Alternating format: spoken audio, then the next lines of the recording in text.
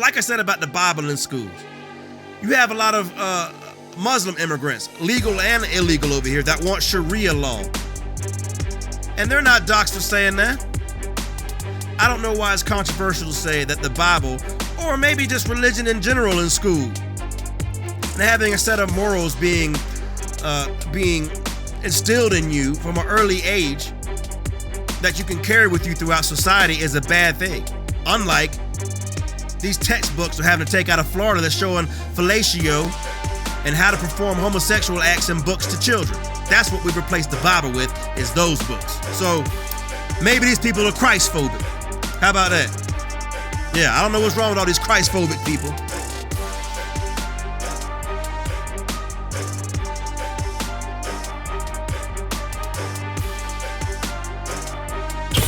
Justice Alito renews criticism of landmark ruling on same-sex marriage.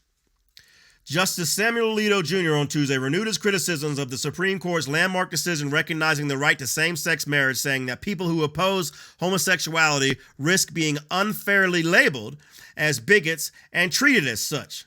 The justice included in his warning a 5-page statement explaining why the court had rejected a request to hear a Missouri case about people removed from a jury after voicing religious objections to gay relationships.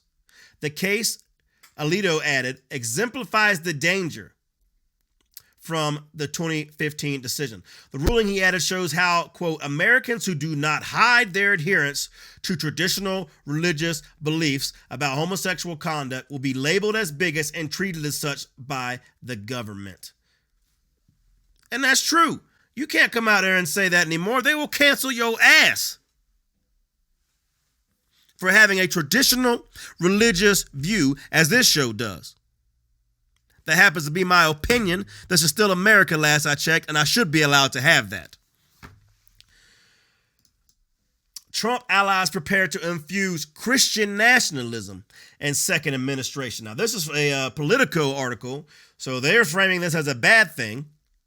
Spearheading the effort is Russell Vought, president of the Center for Renewing America, part of a conservative consortium preparing for Trump's return to power. An influential think tank close to Donald Trump is developing plans to infuse Christian nationalist ideas in his administration should the former president return to power, according to documents obtained by Politico. Christian nationalists in America believe the country was founded as a Christian nation and that Christian values should be prioritized throughout government and public life.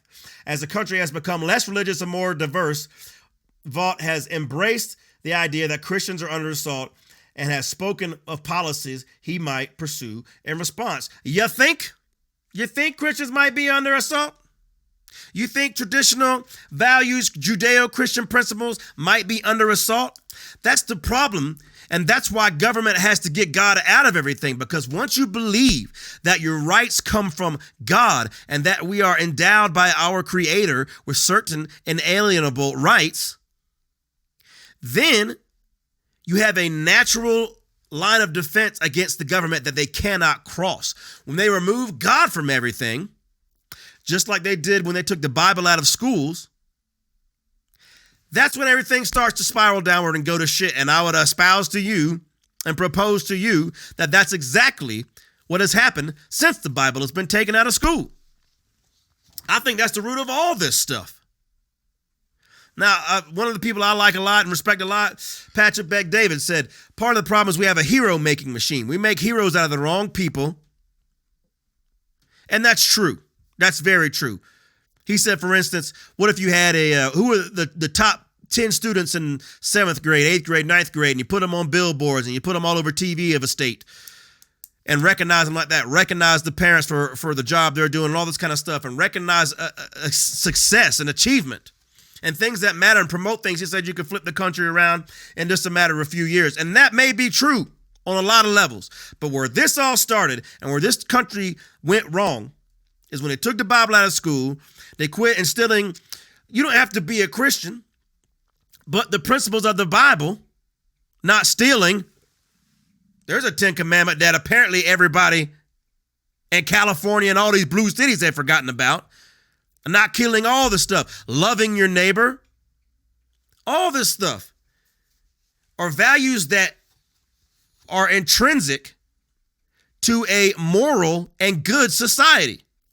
So I'll get off that soapbox, but that's my opinion about where all this started from.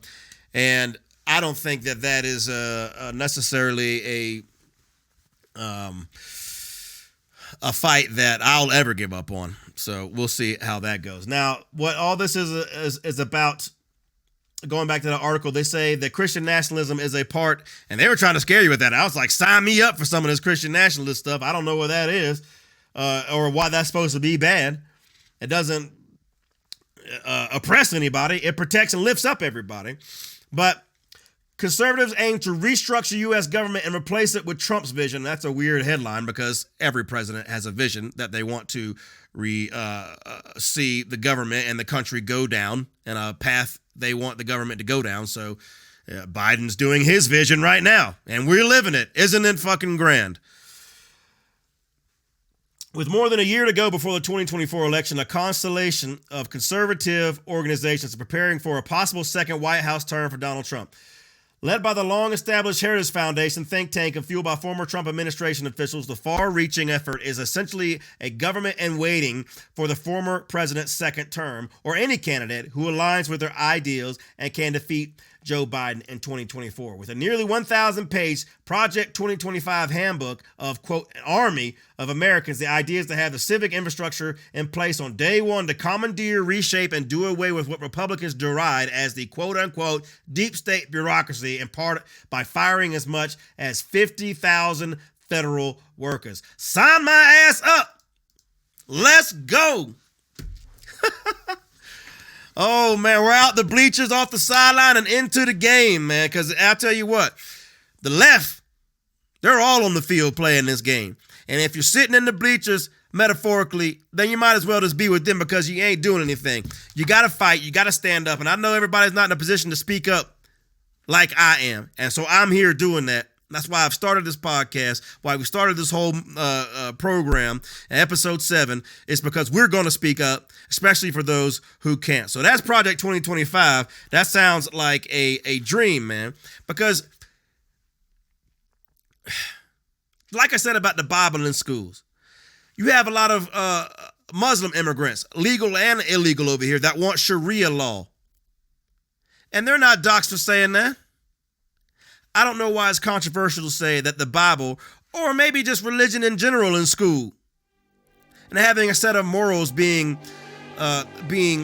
instilled in you from an early age that you can carry with you throughout society is a bad thing. Unlike these textbooks are having to take out of Florida that's showing fellatio and how to perform homosexual acts in books to children. That's what we've replaced the Bible with, is those books. That's what it is. So maybe these people are Christ-phobic. How about that? Yeah, I don't know what's wrong with all these Christ-phobic people. But I damn sure ain't homophobic. I damn sure ain't transphobic. None of those people scared me.